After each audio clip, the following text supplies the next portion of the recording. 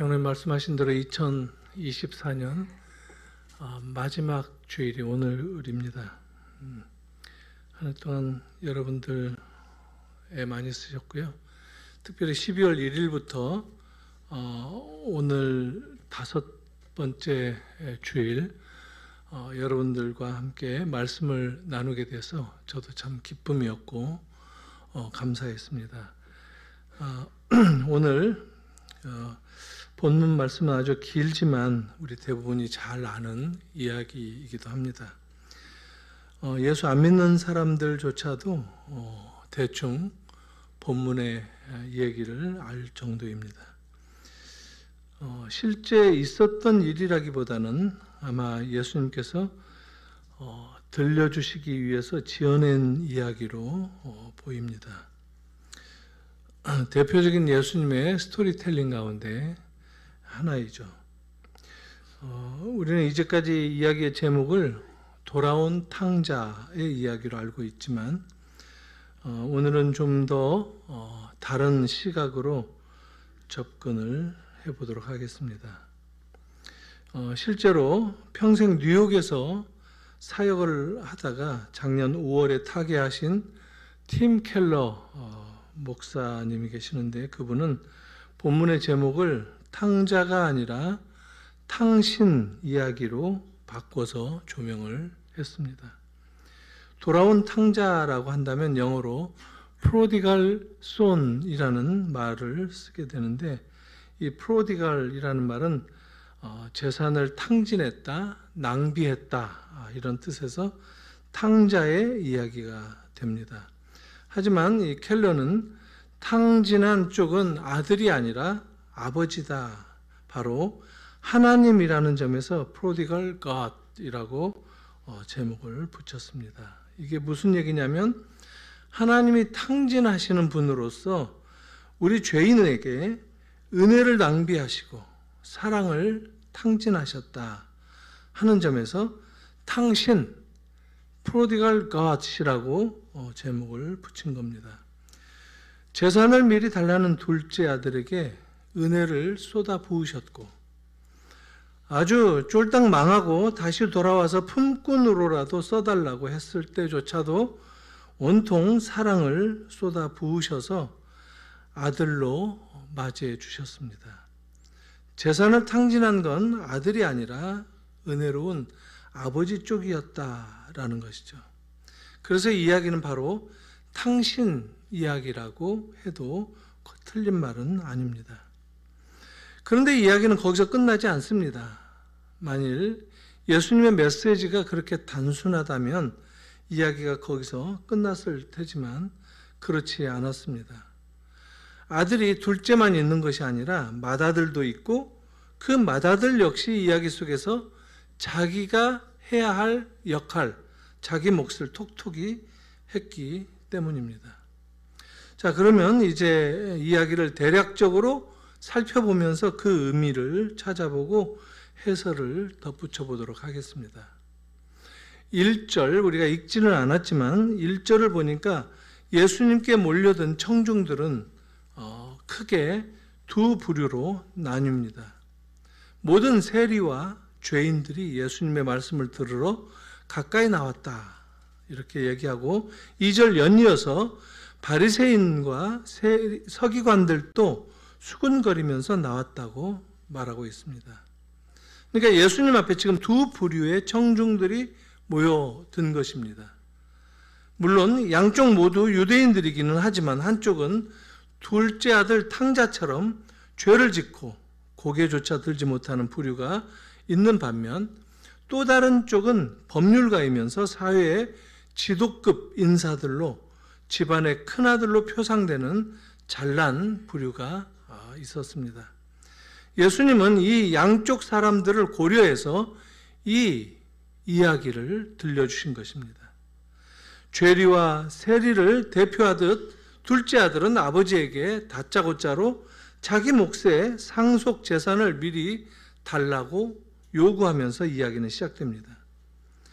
과연 이토록 무례하고 상스럽기 짝이 없는 아들이 있을까 싶을 만큼 다짜고짜 아버지에게 자기 몫의 유산을 미리 달라 얘기합니다. 전통적인 유대 사회에서 이런 일은 일어날 수 없었죠. 아무리 세리나 죄인이라고 해도 아버지에게 이렇게 말하는 사람은 없습니다. 유산을 미리 나눠달라. 이 말은 사실 아버지가 지금 죽기를 바란다, 이런 얘기입니다. 어느 사회나 이런 요청은 금기에 해당되죠. 이스라엘 사회에서는 이런 식의 요청은 아예 불가능한 이야기였습니다. 그러니까 예수님께서 이 이야기를 들려주셨을 때 예수님 앞에 모인 청중들은 모두 귀를 의심할 수밖에 없었을 겁니다. 한마디로 예수님의 이야기가 유대의 관습과 전통을 완전히 뒤집는 충격적인 내용이라 도대체 이 양반이 왜 이런 이야기를 하실까? 무슨 속셈으로 이런 이야기를 전하실까? 불편하기 짝이 없어서 그들 모두는 의아해했을 겁니다. 둘째 아들이 자기 몫의 유산이라고 말한 것은 아버지의 전 재산의 3분의 1에 해당됩니다.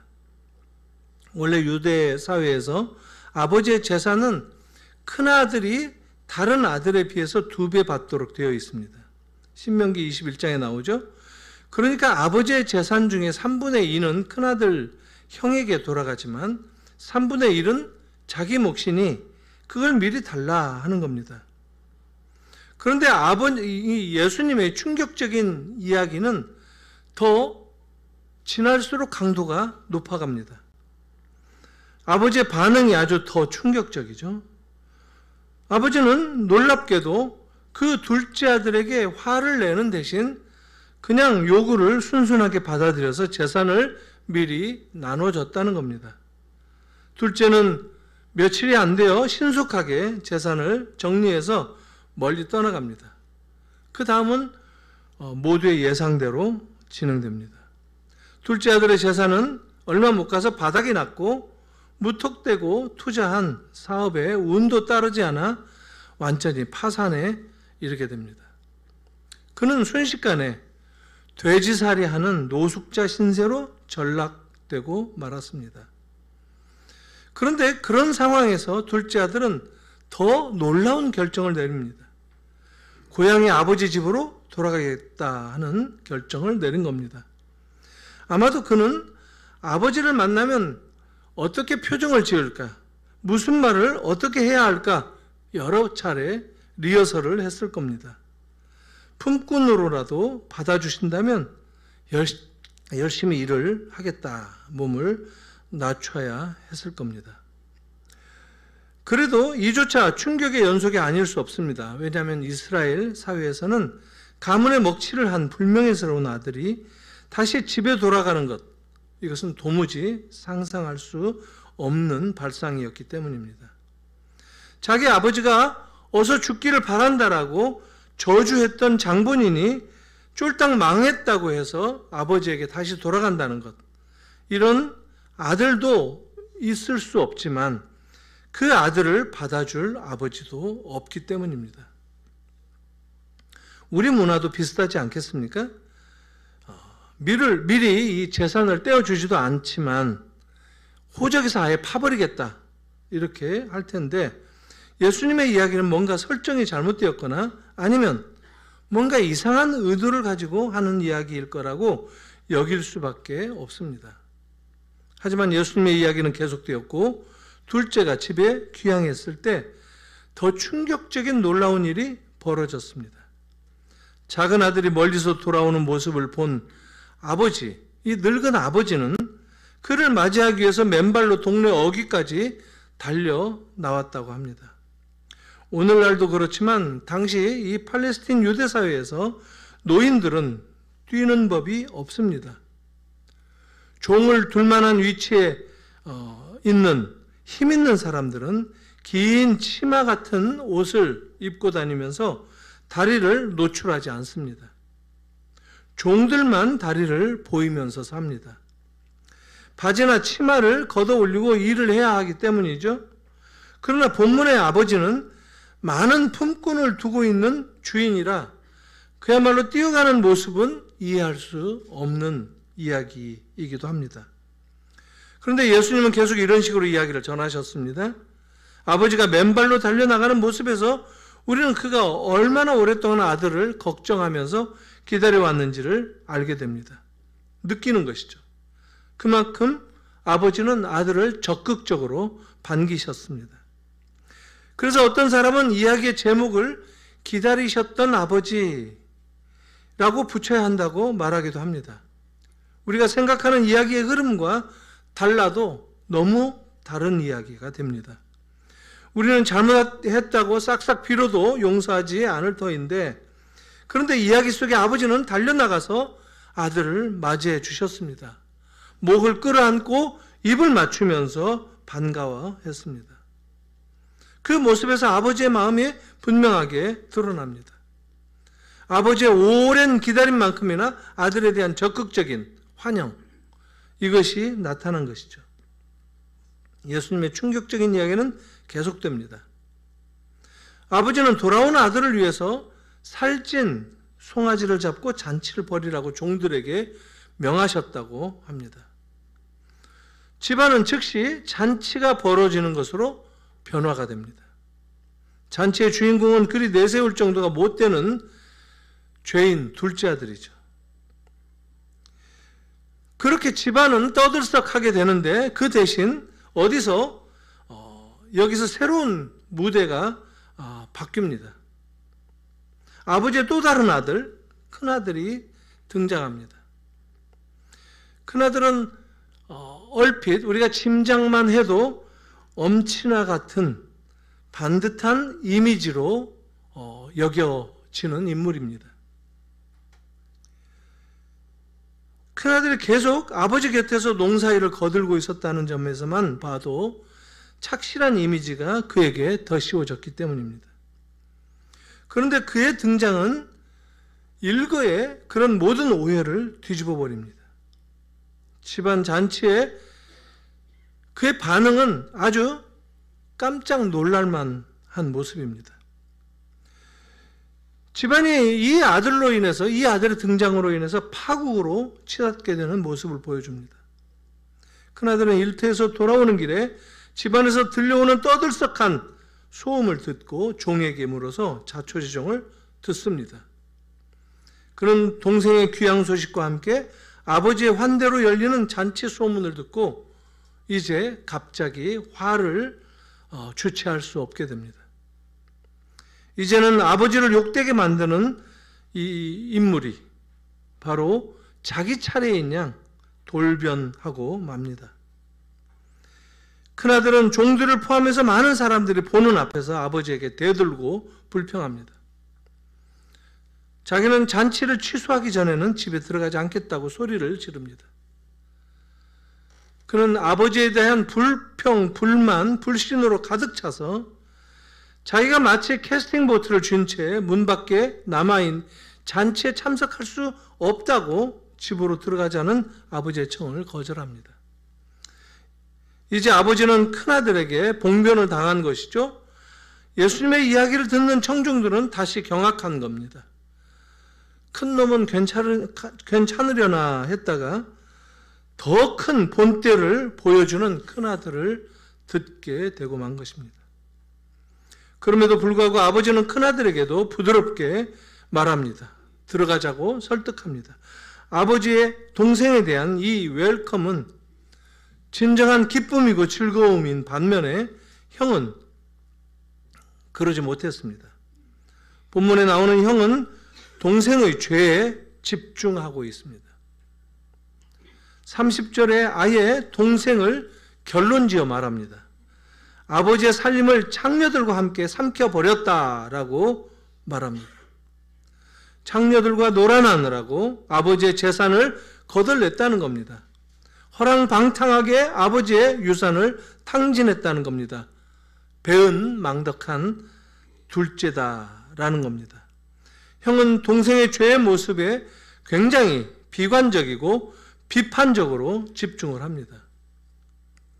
동생이 진정으로 뉘우치고 돌아왔다는 사실에는 아무런 관심조차 없고 오직 그의 죄에만 집중했습니다. 솔직히 말하자면 그에게는 동생이 돌아왔다는 것이 더 문제였습니다. 그런 놈이 돌아오다니, 그것도 건강하게 돌아오다니. 동생의 입장에는 아버지의 마음을 조금도 생각하지 않은 채 자기 자신의 피해의식만 가지고 판단을 한 것입니다. 형은 비교의식을 통해서 동생을 더 단죄합니다. 그는 이렇게 했지만 나는 절대 다르다. 저 동생놈은 세리와 죄인인 반면에 나는 모범적인 삶을 살아왔던 바리새인 서기관이 아닌가. 나는 아버지의 명을 어긴 적이 없다. 오랜 시간 동안 나는 어김없이 아버지의 아들이었다. 그런데 저 동생은 그렇지 않았다. 이게 그의 마음 가운데, 생각 가운데, 머리 가운데 가득 차 있었습니다. 정죄의 수위를 더해가면서 동생을 비판한 것입니다. 본문에 나오는 형은 아버지의 사랑을 집중하지 못하고 자기가 살아왔던 이 도리에 집중하면서 아버지의 사랑을 질투했습니다.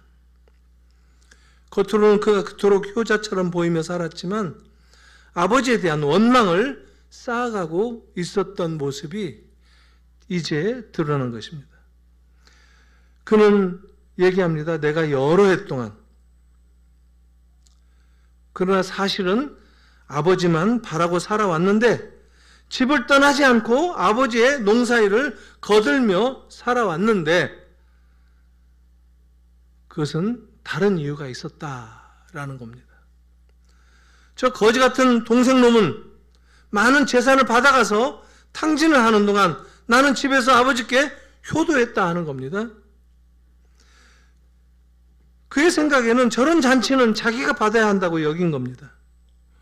그는 온통 동생이 축냈던 아버지의 재산이 아깝다는 생각에 빠졌습니다.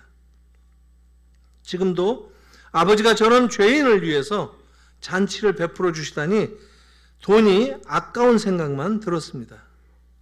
형은 아버지의 사랑에 오히려 분노하고 있는 겁니다. 자격 없는 자는 아버지의 사랑을 받아서는 안 된다고 생각하고 있었던 것이죠. 아버지도 저런 인간을 아들이라고 사랑하시다니 한심하기 짝이 없다는 겁니다. 둘째 아들이 아버지의 재산을 가지고 나가 탕진했다면 큰아들은 아버지의 재산이 욕심나서 집안에 머문 것이 분명합니다. 가식적인 것이죠.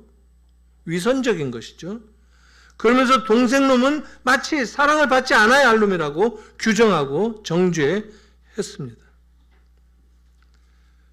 그 역시 자기가 물려받을 아버지의 유산으로 생각이 가득 차 있었던 것입니다. 그런 질투와 함께 분을 사귀지 못하는 동안 아버지가 이 큰아들에게 오셔서 달래주십니다. 아버지는 둘째 아들에게 그랬듯이 큰아들에게도 부드럽게 동생을 받아주라고 설득하십니다. 그러면서 24절에 했던 말씀을 32절 마지막 절에 다시 얘기합니다. 내 동생은 죽었다가 다시 살았고 잃었다가 다시 찾은 게 아니더냐. 즐거워하고 기뻐하는 것이 마땅하다는 것이죠. 사람들이 이건 잘 눈치채지 못하는데 이것은 에스겔서의 마른 뼈들의 골짜기에서 나오는 말씀의 인용입니다. 이스라엘이 바벨론에 끌려갔다가 완전히 죽은 목숨이었는데 다시 그 마른 뼈들이 서로 이어서 사람의 형체를 입게 되고 거기에 살을 붙이고 근육을 붙이고 생기를 불어넣어서 다시 살아나게 한 다음에 이 유대인들을 예루살렘으로 돌려보내셨다는 겁니다. 죽은 목숨을 다시 살려내신 하나님의 능력, 이것은 큰 앵글로 보면 부활을 가리키는 예수님의 메시지입니다. 큰아들은 왜 그런지 분노를 가라앉히는 대신에 아버지의 권유를 더 사납게 뿌리칩니다. 내가 이놈의 집구석 문턱을 넘어가나 봐라. 이런 거죠. 이런 큰아들의 반항은 유대인들에게 더 큰 배신감을 줍니다. 둘째 아들이 돌아온 탕자라고 한다면 큰아들은 집안의 탕자입니다.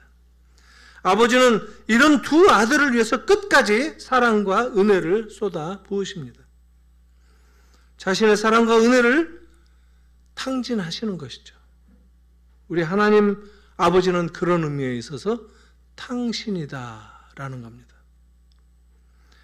큰아들이 주목한 것도 결국 아버지의 재산이었습니다. 그러나 아버지가 동생을 위해서 잔치를 크게 열어주는 만큼 그의 입장에서는 자기 재산이 축나는 것만 같은 것이죠. 그런 생각이 들었기 때문에 못마땅한 거였습니다. 아버지는 큰아들에게 여기 있는 모든 게 다 네 것이 아니냐라고 말씀하시지만 그의 말대꾸하는 것을 보십시오. 나는 죽도록 일해도 염소 새끼 한 마리 잡아주지 않았다라고 반항심이 차 있었습니다. 아버지가 재산을 다 말아먹은 저 동생놈을 위해서는 이런 잔치를 베풀어 준다는 것이 얼마나 부당한가. 이것은 불공평하다. 이게 바리새인과 서기관들이 가지고 있었던 세리와 죄인들에 대한 생각이기도 했습니다. 예수님의 이야기는 너무 파격적이었습니다. 두 아들이나 아버지의 모습 모두 충격적이었습니다. 처음부터 아들이 말도 안 되는 요구를 했지만 아버지는 그것을 말도 안 되게 허용하십니다. 아버지는 아무런 컨트롤을 하지 않으셨습니다. 우리 인간들은 끊임없이 범죄하고 아버지를 떠나는데 그럼에도 끊임없이 아버지는 내버려 두시는 것과 똑같습니다. 그냥 확 정신 차리게 뭔가 다리라도 부러뜨려서 우리를 돌이키게 하시지 않는 것입니다. 하나님은 우리를 기계로 만드시지 않았습니다. 하나님과 우리와의 관계는 인격적인 관계입니다. 이해하기 어렵지만 이게 사실입니다. 기독교의 하나님은 강제적이거나 압박적이거나 굴욕을 주는 그런 분이 아닙니다. 하나님은 우리에게 핀잔을 주고 원하는 바를 얻어내시는 분이 아닙니다. 기독교는 그런 종교가 아닙니다. 하나님의 모습, 예수님의 모습은 놀라울 정도로 우리의 인격성의 회복에 중점을 두십니다. 이게 잘못 이해되면 하나님을 외면하는 쪽으로 가버리기도 하는데 이 큰아들과 같은 모습이죠. 큰아들이 그런 모습을 보이는 이유는 그가 아버지의 사랑에 대해서 경험이 없기 때문이었습니다. 동생은 아버지의 사랑을 경험하고 기억하고 있습니다. 자기가 줄여 죽게 되었을 때 아버지의 집을 기억하지 않았습니까? 형은 염소 새끼 한 마리도 안 준다는 아버지에 대한 인식이 있지만 동생, 이 죄인의 아버지에 대한 이 렌즈는 사랑의 아버지라는 자비를 보는 것입니다. 훌륭한 삶을 살았다는 형은 아버지를 염소 새끼 안 주는, 염소 새끼도 안 주는 아버지로 인식하고 있는데 이 모습들을 보면 이게 유대인의 모습이었습니다. 빗나간 형은 바리새인과 같은 유대인, 전형적인 유대인의 모습. 죄인 세리의 모습은 역시 죄를 짓고 늘 넘어지는 유대인의 또 다른 모습입니다. 예수님은 이 이야기를 분명히 유대의 역사적인 사실성에 근거해서 전하셨습니다. 바벨론 포로에서 그렇게 죄를 짓고 쫓겨나가서 살다가 다시 유대 땅으로 되돌아온 후에 그들은 메시아가 온다고 기대하면서 살았습니다.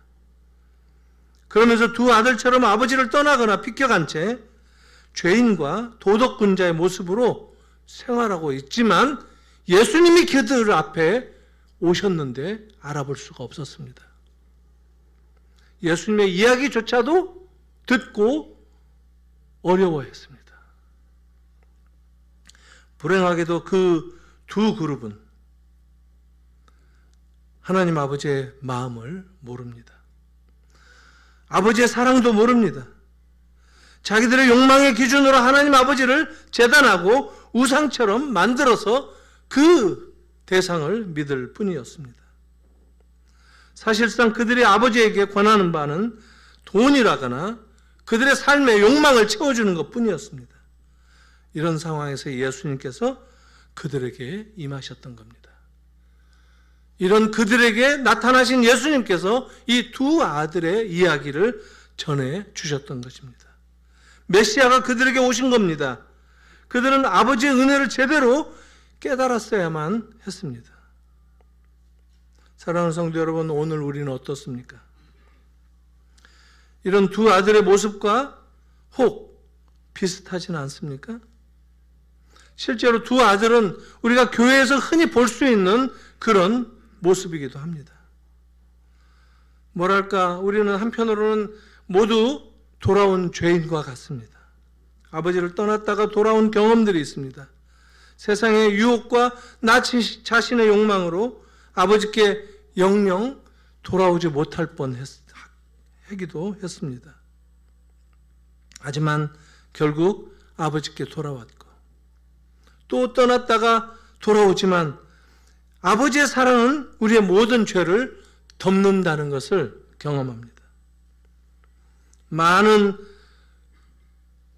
우리 중에 많은 사람들은 이렇게 은혜를 경험합니다.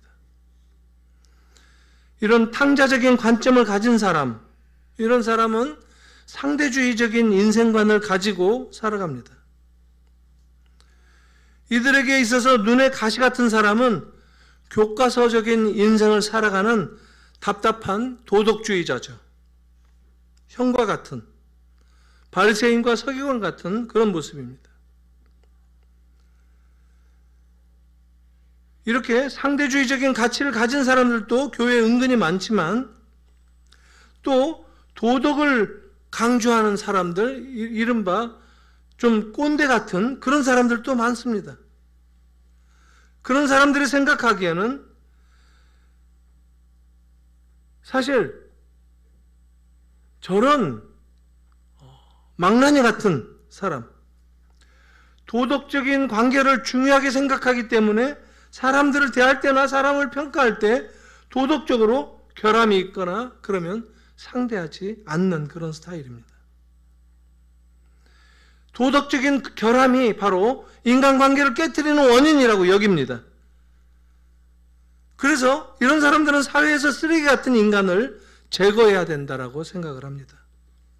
모든 문제는 양심이 없고 타락한 자들 때문에 생긴다라고 봅니다. 그래서 이런 도덕주의자들은 스스로 법을 반듯하게 지키고 교양 있게 살려고 애를 씁니다. 더 나아가서 법 없어도 살 수 있는 사람으로 인정받는 그런 사람이 되려고 노력하기도 합니다. 삼각형 인생을 살려고 애쓰죠. 삼각형이라는 게 뭐냐면요, 집, 직장, 교회. 삼각형 인생을 살려고 했습니다. 이런 그리스도인들은 의외로 많습니다. 그들은 도덕이 기독교라고 생각합니다. 그래서 이런 사람들은 오각형, 육각형 인생을 살아가는 사람들을 싫어하거나 미워합니다. 이렇게 얘기하니까 오각형은 뭐고 육각형은 뭡니까? 사이에 하나씩 집어넣으면 됩니다. 사이에 술집도 넣고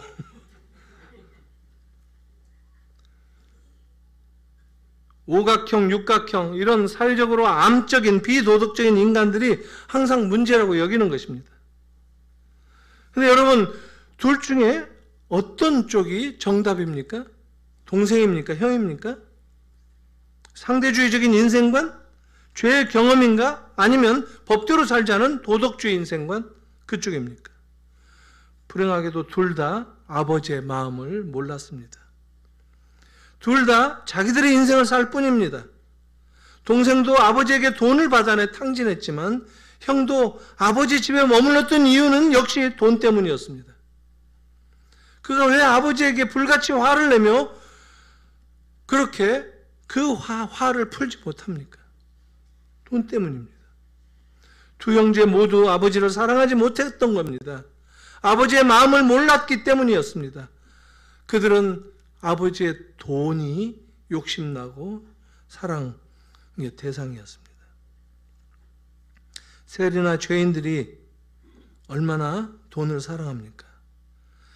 바리새인과 서기관들도 돈을 사랑하는 종교인의 대표적인 인물들 아닙니까? 세속적으로 탐욕적인지, 모두의 손가락을 받는 지탄의 대상인지, 아니면 위선 속에서 그런 지탄을 받는 것인지, 이 둘의 차이 정도일 것입니다. 큰아들의 영성을 가진 사람들은 기쁨이 없습니다. 두려움이 가득합니다. 불평이 많습니다. 큰아들이 아버지에게 항의하면서 말한 것, 내가 여러의 아버지를 섬겨 명을 어김이 없지 않느냐. 여러의 아버지를 섬겼다는 말, 여러의 아버지에게 노예살이를 하지 않았냐는 말입니다. 아마도 큰아들은 아버지에 대한 복종이 의무감 외에는 다른 것이 아닌 셈이었던 것 같습니다. 기쁨도 없고 사랑도 없고 대신 보상 심리에 대한, 그래서 불평과 쓰라림만 경험하는 것. 교회를 그렇게 다니는 사람이 있을 수 있다는 얘기입니다. 큰아들에게 있어서 아버지에 대한 순종은 사실상 그를 노예로 이끌도록 한 것이라는 점에서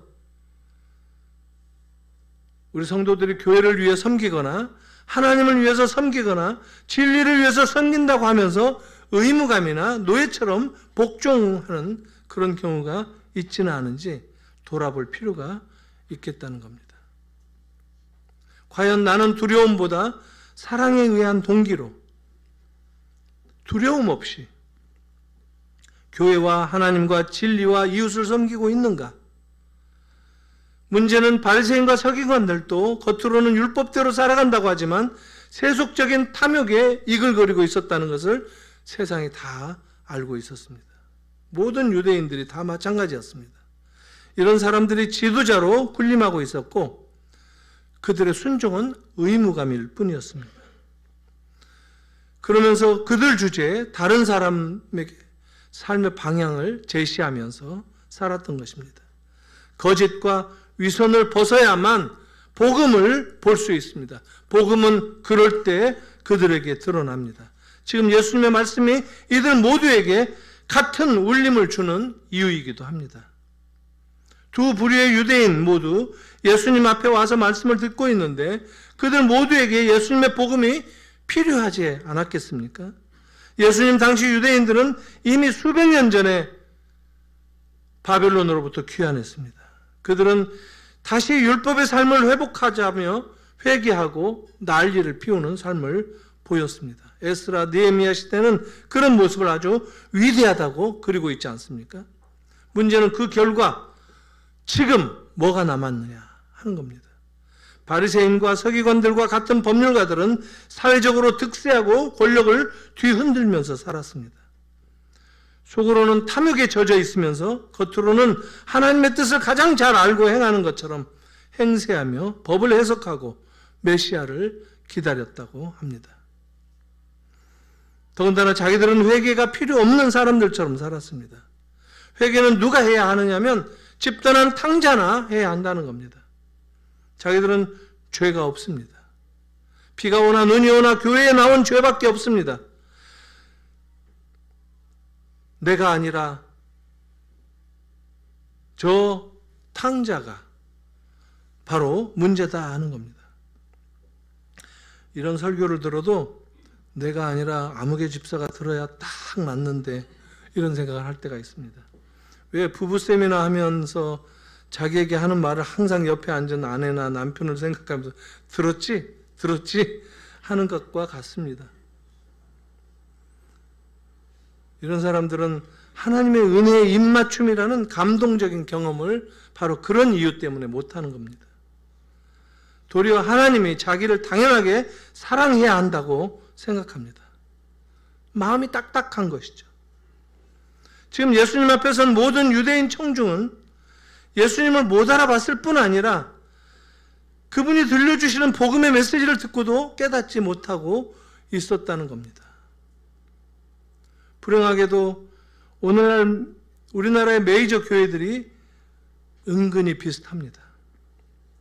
한쪽은 죄의식을 강조하며 회개를 강화시키고 다른 한쪽은 자기 의의를 내세우며 겉으로는 번지르하지만 온갖 세속적인 탐욕에 위선과 가식에 젖어 삽니다. 이걸 상징적인 그림 언어로 대비를 해본다면 여러분 오래전 영화인데 아마데우스라고 하는 그 영화의 두 주인공, 그 두 주인공이 보여주는 모습과 비슷합니다. 아마데우스는 모차르트의 세례명이죠. 볼프강 아마데우스 모차르트. 그때 당시에 유럽 사람들은 세례명을 이 미들네임으로 사용을 했습니다. 중간에 썼죠.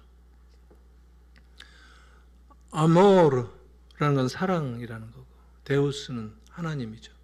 하나님의 사랑, 하나님의 사랑을 입은 자라는 뜻을 가지고 있습니다. 대부분 성경 이름을 세례명으로 쓰는데 아마데우스는 라틴어입니다. 라틴어. 누가복음의 수신자 데오빌로, 데우스 필로스 데오빌로, 그 이름을 아마데우스로 라틴어로 변형한 것이죠. 그러니까 아마데우스라는 이름 자체가 하나님의 사랑을 입은 자다라는 겁니다. 하나님의 사랑은 값없이 주시는 겁니다. 거저 받는 것이죠. 은혜와 마찬가지죠. 근데 살리에르는 당시의 오스트리아 비엔나의 궁정 악장입니다. 음악적으로도 상당히 성공한 인물이죠. 수백 곡을 지었고 또 궁정 악장 정도 됐을 정도면 얼마나 성공한 인물입니까? 그런데 그가 보기에 모차르트는 이건 비교할 수 없을 만큼 천재예요.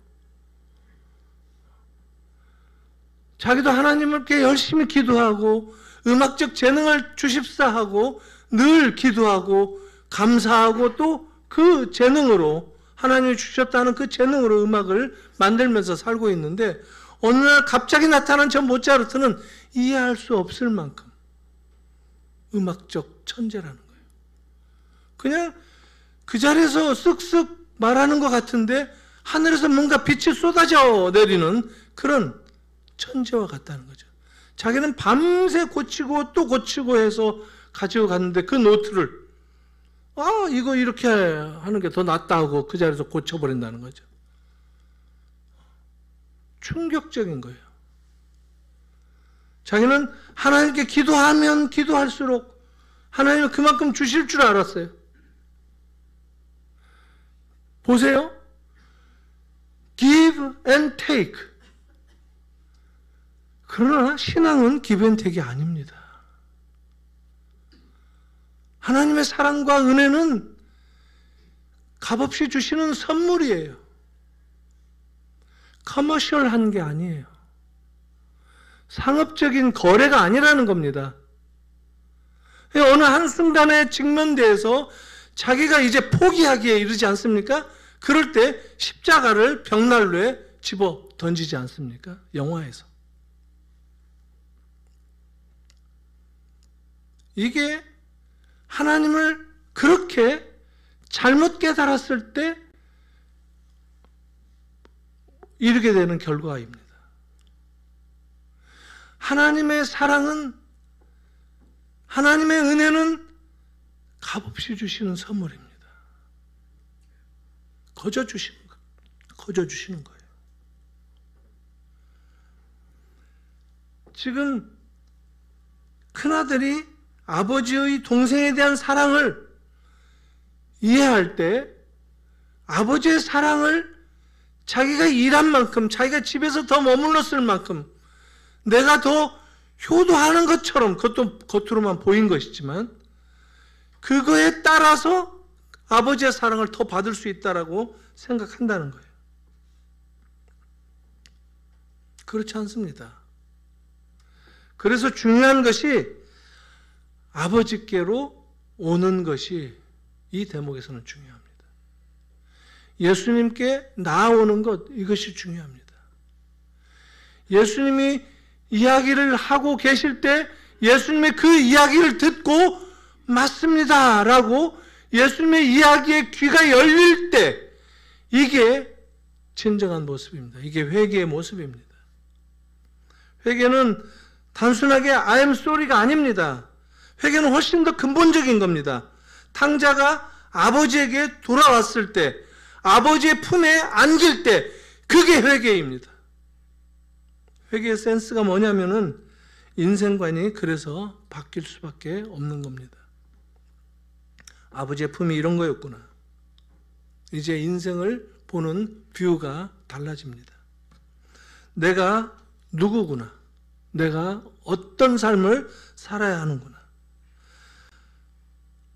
하나님께서 나에게 이런 기회를 주셨구나. 이런 새로운 가치관을 깨닫는 것, 이것이 회개입니다. 우리는 지금 예수님 앞에 서 있는 것을 깨달아야 합니다. 우리 모두는 멀리서 언젠가 오시게 될 메시아를 기다리는 사람들이 아니라 이미 예수님 앞에 있는 사람들이라는 겁니다. 아버지께서 우리를 기다리고 계시고 우리의 목을 껴안고 입 맞춰 주시는 것을 경험하는 것, 이것이 필요하다는 겁니다. 우리의 삶의 동기가 바로 그것입니다. 거기에서 우리의 발걸음이 힘이 날 수 있고, 거기에서 우리의 손과 발은 움직이는 겁니다. 거기에서 우리의 삶을 통해서 뭔가 주님이 나에게 주신 그 사랑을 표현하는 삶의 결과를 만들어내는 겁니다. 사랑하는 성도 여러분, 아버지에게 안기시는 여러분들이 되시기를 바랍니다. 하나님이 나를 허게 해주신다. 다른 말로 이게 예수의 복음입니다. 우리는 보통 어렵고 고생할 때 회개를 많이 합니다. 그러나 진정한 회개는 내가 잘 나갈 때, 내가 성공했을 때, 그럴 때 하는 겁니다. 잘나서 잘된 결과가 나오는 게 아니기 때문입니다. 불행할 때 회개하는 게 아닙니다. 행복할 때 더 회개해야 합니다. 우리가 아무리 성공하고 행복한다 할지라도 우리 마음속 깊은 곳에 그 비어있는 것까지는 채울 수 없기 때문입니다. 성공했지만 속이 허전하다, 이런 말 많이 듣지 않습니까? 세상에서의 경험도 그렇습니다. 그런데 우리의 속은 원래 채울 수 없다는 겁니다. 우리의 속은 하나님만이 채울 수 있는 빈 공간이 있다는 겁니다.